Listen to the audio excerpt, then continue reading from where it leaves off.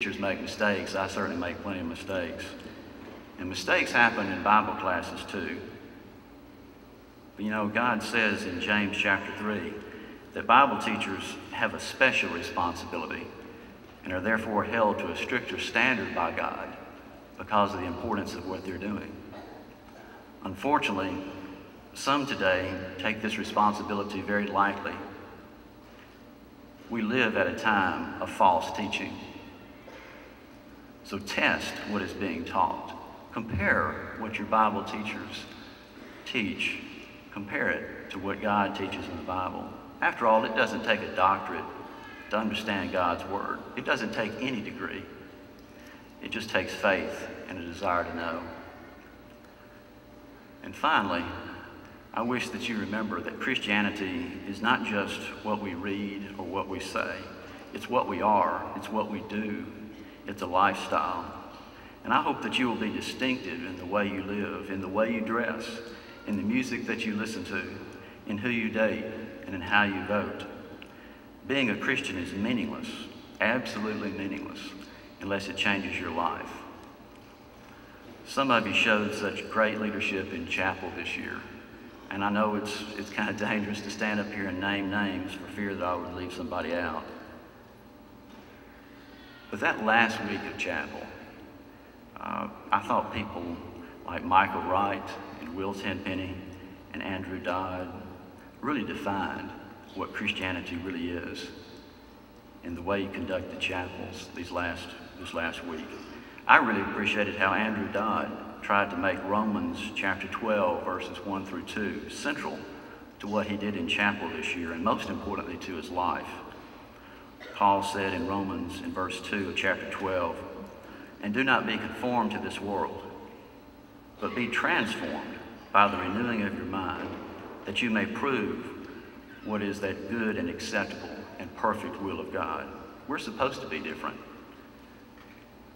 Being a Christian, but behaving, though, as everyone else does in the world, is not only worthless, it's dangerous, because it weakens the influence of the church, which merely helps those that are trying to remove Christ and Christian values from our society.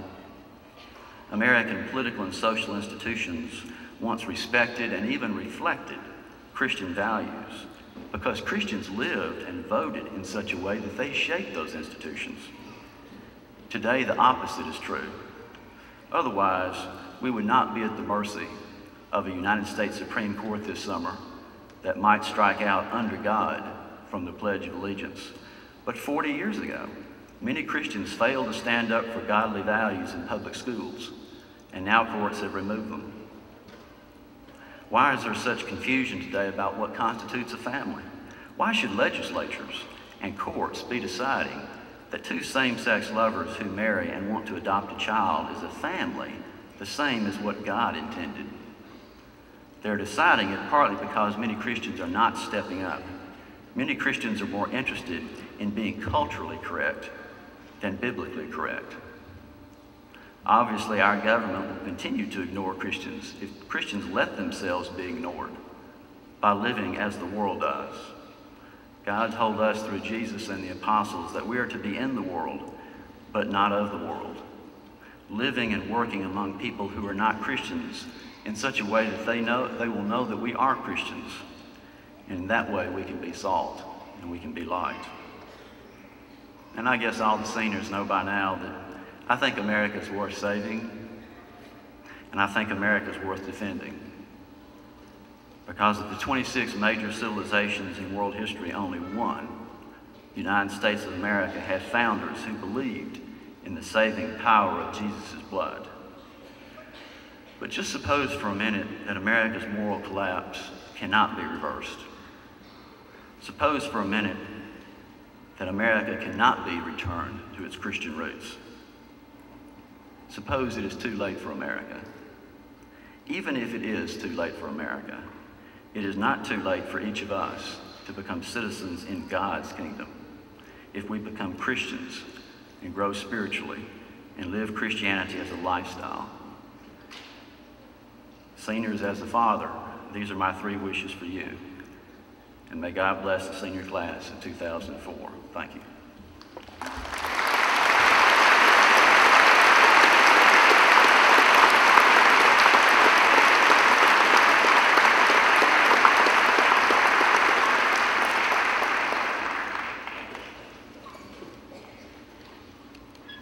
It's now my privilege to introduce some very special students to recognize their accomplishments. We'll ask them to stand.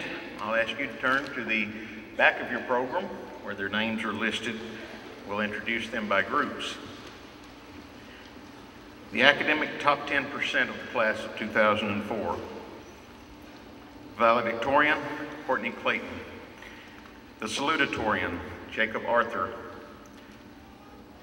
The members of the top 10%, Rebecca Dodd, Katie Beth Kelly, Andrew Dodd, Jennifer Compton, Jeremy Hawkins, Michael Wright, Ryan Simmons, Linnea Jordan, Ty Whitfield, Cameron Knox. Let's recognize the top 10%.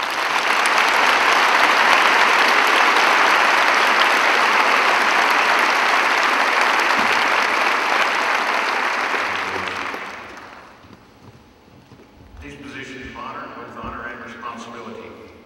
Miss Lipscomb, Mary Catherine Ezel. The Bachelor of Ugliness, Madison Taylor. The Homecoming Queen, Megan Shaw.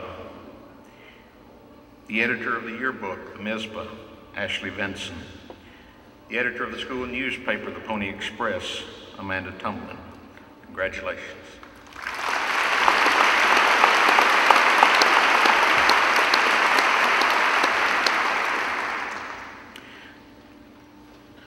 Officers of the senior class and the student body.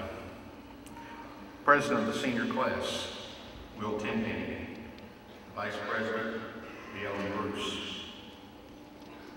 President of the student body, Jeremy Hawkins. And Vice President, Whitney Brady. Thank you for your support.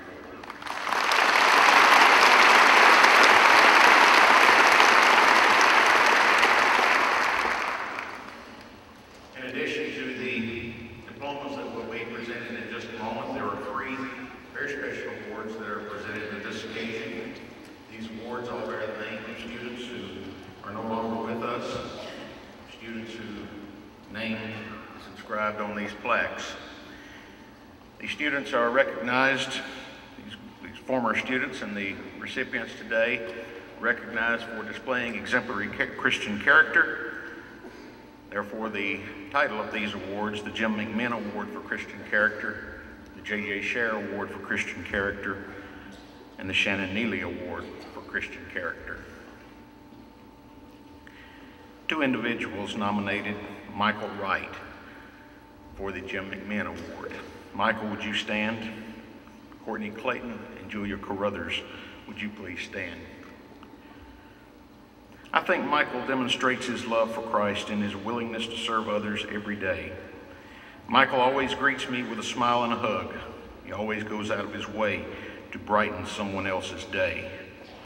Michael is one of the few people I know who is willing to share his faith and stand up for his beliefs.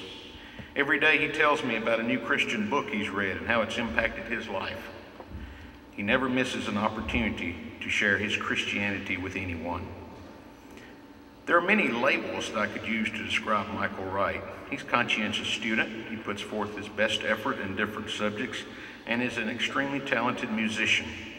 I could talk for hours about how good a friend he is. He is compassionate, and I don't think I can count the number of times he has been there for me personally. He is constantly yearning to grow as a disciple and follower of Jesus. Congratulations, Michael, the winner of the Jim McMinn Award for Christian Character. Come forward.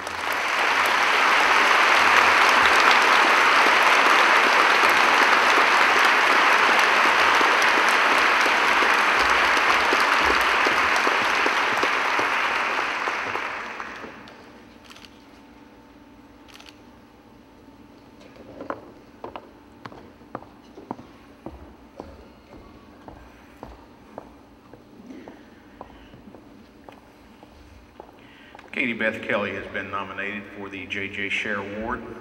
She has been nominated by both Tamara Knox and Linnea Jordan. I'd ask those three to stand, please. Katie Beth Kelly is an inspiration to all who know her. Whether it's a tennis court or in her classroom, she excels at all she does. She's a Christian example to everyone that she meets. The first thing a person notices about Katie Beth is her contagious smile. If someone is to have a bad day, usually she'll find an uplifting note in her locker from Katie Beth. I can hardly express in words what she means to me. I look up to her so much. Katie Beth has a wonderful relationship with God that is obvious to everyone she meets.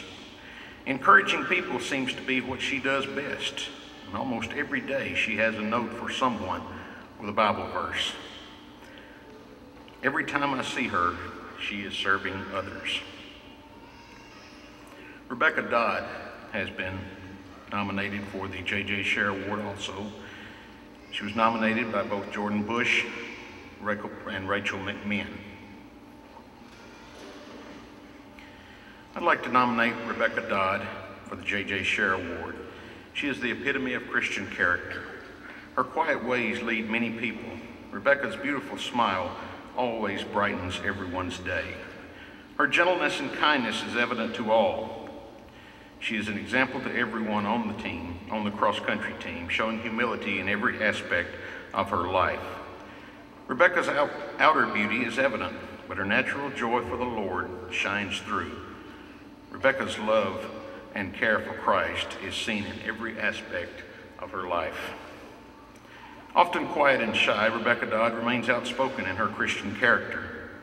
I believe her actions make her an excellent candidate for the J.J. Sher Award for Christian Character. I really got to know and understand the depth of this amazing girl during cross-country season. She was a first-year runner, which is often hard to do. She accepted the challenge and became one of the strongest runners on the team. However, her amazing running skills were not what shone brightest. She was an encouragement to everyone on the team and let Jesus shine through all her actions. Rachel McMinn has also been nominated for the J.J. Sher Award. She's nominated by Heather Mabry and Will Tenpenny. Sitting in my seat at Lipscomb graduations and seeing the J.J. Sher Award presented, I knew that one girl in particular in my class was deserving of this award. Throughout all her life, she exemplifies Christ in every way. She's a true servant of God. She does not talk behind people's back. Everything she does is in an unselfish way. Rachel has touched people's lives in special ways.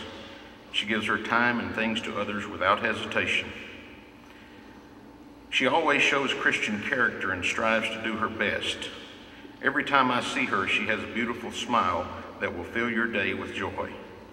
When I see the attitude she gives when working with the less fortunate, it makes me want to strive to act more like Christ. She always puts her friends and family before herself and will never do anything to hurt another's feeling. Rachel is a woman of character, and so I feel that she deserves this award. The J.J. Sher Award for Christian Character, presented to Rachel McMinn.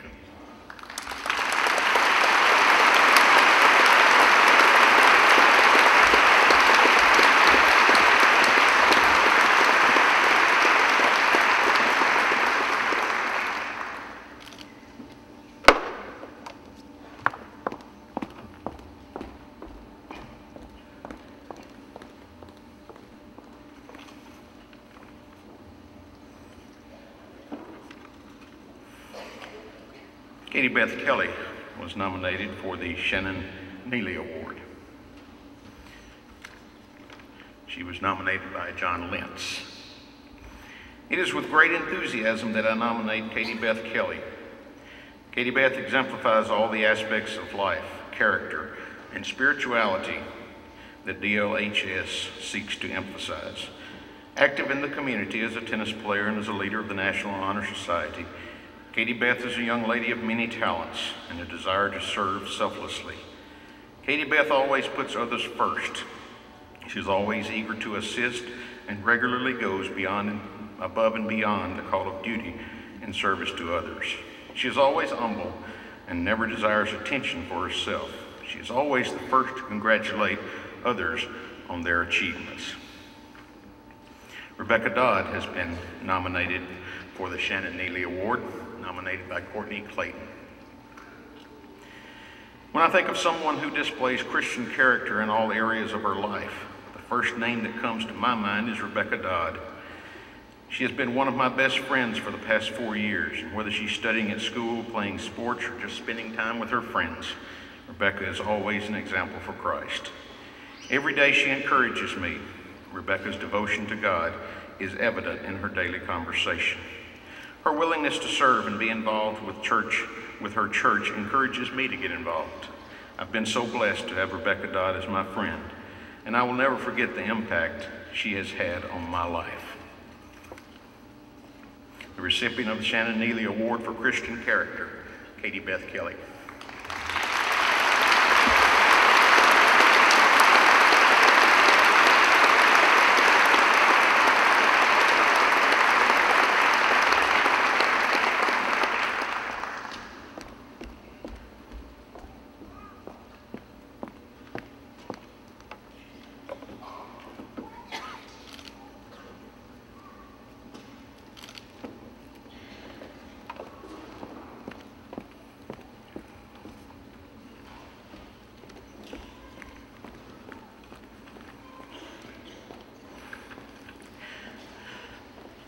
At this point, we will begin the presentation of the diplomas. And on behalf of the graduates, we ask that each individual graduate not be recognized as their diplomas are presented, but that we wait and recognize and honor the entire class as a whole at the conclusion. First row, please stand.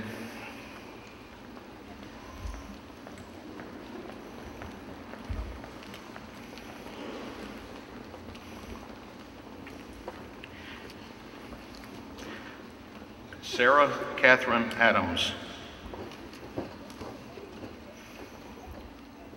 Kristen Denise Barnes. Claire Elizabeth Baxter. Lee Ellen Bruce. Catherine Dubois Brunel. Jordan Rachel Bush. Melanie Davis Bush. Cheryl K. Campbell. Julia Ann Carruthers Thorne. Allison Paige Chesley.